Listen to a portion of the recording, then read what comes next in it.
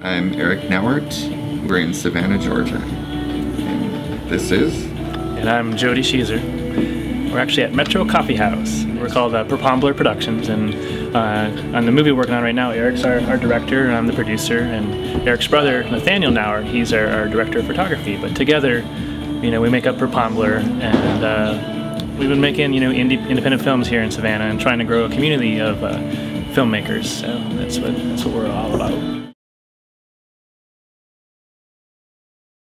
During the process of making the shorts, we met a lot of good people that crewed with us on the shorts that we started building this team. So when we came to do the feature, we had a team we felt we were real confident about. They were skilled, we melded well with them, so it's really fun to do that. And we've been also jumping in and helping out on their projects. We kind of trade like that. So on an indie filmmaker level, when you've got small budgets and all that, when you can do that, like you kind of share, work on each other's projects, it really helps out to, then you get to make, the art that you love and have a vision for. So. It starts with locations, I think, asking to use locations, and as you go from place to place, and here in Savannah, it's not like in LA or New York where it costs thousands of dollars. They just say, sure, come on in for the day, you can shoot here. And then you meet people there, and little discoveries are made.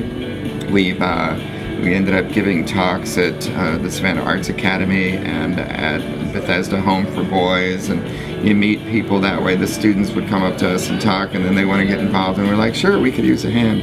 And in fact, one of them is sitting right over there. I think it'll give, because Savannah's film community has kind of been dying out a little bit, and I think this will be a good stepping stone to start it coming back, because but then like a lot of other things are starting to happen too, with production companies opening in Savannah, because something with the whole taxes, it's starting to be better to shoot in Savannah. And I personally have learned from Peter. That's the thing. I mean, I've learned from him. He came to me with a design for a dolly kind of system. He brought a dolly that he had built too. I mean, little things like that. I like Savannah. I'll probably continue to shoot here. I can see where some of them may want to go to Hollywood or somewhere else, but I think there's something important about exploring the land outside of Hollywood, outside of Tinseltown, and making films that are from the gut of that land, from that place, that is not stamped with the Hollywood committee.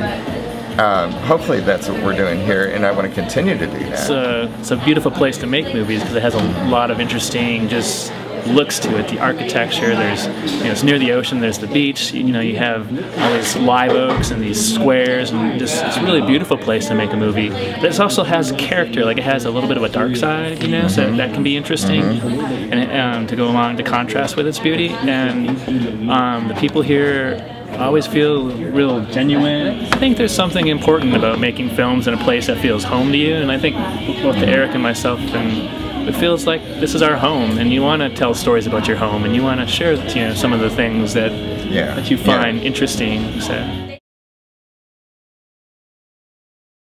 We've been building a community of connections, I guess, and it feels like this community is growing. We work with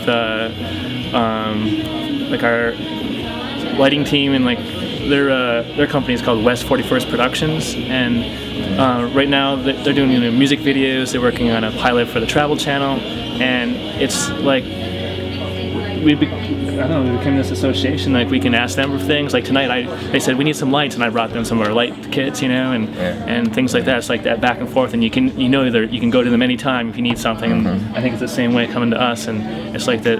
It feels great. Wild Horse Productions that we work with a lot. That's John Spicola. Tim Gill, he's a director of photography in town, which he loans us equipment, as well as he's come out and he's run camera with us, which is great. The actors. And we're all involved in sort of the media, or Nathaniel at WJCL TV, and I'm at Public Radio, and we've had some of those people help us out too, dig in on it, help us out as extras or whatever, and that community you know, come forward and said, yeah, we'll help you, you know. That's part of the reason we do it, you know, like, because Yeah. we make it a community. Like, I think other times, perhaps on bigger productions, become just work, you know, or it can become that way. And we try and make it, you know, this kind of fun, almost like a People have said to us, you know, since we've kind of had a lull now in production, we're waiting to do some other big scenes, but in the last couple of weeks, people have said, I really miss working with you guys on the weekend, because we really had a blast, I think. One thing that comes forward for me, not just for this script, but I think in general, we do a lot of things ourselves. We built the set for Street Cleaner. We built all of our sets, and you know, it's just a real hands-on thing. I'm building 40 lamps, or I'm building some of the 40 lamps myself. You know, get the buzz on and all that stuff. And part of what I like to emphasize with this company is craftsmanship, and in the film, I think you'll see it too, that it's about kids who don't have cell phones, who don't have much access to computers, and so we see them doing like origami. We see them working with plants. We see them, you know, using their hands and cooking and doing creative things. And it's a kind of maybe it's a personal thing, but it's a call to the handcrafted industry. It's a call to, you know, people to go back to some things that are, you know, down home, and ignore the technological industry a little bit, you know. It's like some things that are really satisfying if you do put the time into. Yeah, it just takes a little bit, but you'll see that through the whole movie, is, you know, all these people doing these industrious things.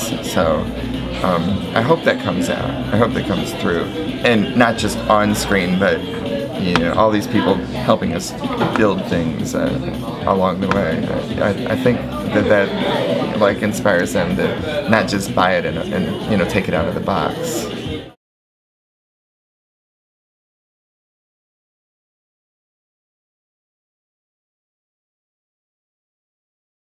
I developed a story where a young couple working at a school for troubled teens discovers early in the film that the guy's ex-girlfriend has been abducted in Iraq by the Mujahideen. And it follows her story, and it follows the couple's story as he goes into kind of a depression, and it follows some of the students, that being one of them, Kelly, who just swung in here. But saying all of that makes it sound like a really heavy, dark film, and maybe it is, but it's also kind of magical, I hope. There's a lot of magic in it. And I guess well, part of the magic is, like, it explores not only with what happened with you know, the woman getting abducted in Iraq, but just like people's relationships in general, like how you encounter people 10 years ago in your life. Maybe you don't see them for those 10 years, and then suddenly they appear again, maybe on Facebook, and but you're like, wow, and you have that connection. It's still there. It doesn't disappear, and the film explores. We ended up with people from Afghanistan, Turkey, Kuwait, where else? All over the Middle East, yeah. Jordan, working on the film in different parts of it, and they come together. Some acting for us, some giving us advice, some translating some language. Yeah, the Arabic and stuff.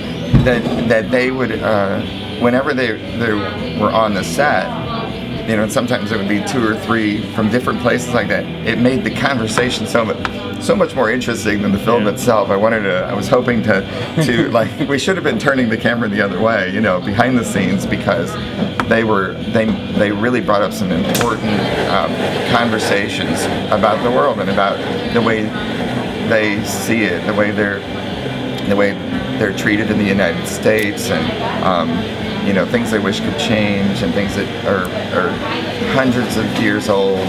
So it was a fascinating journey.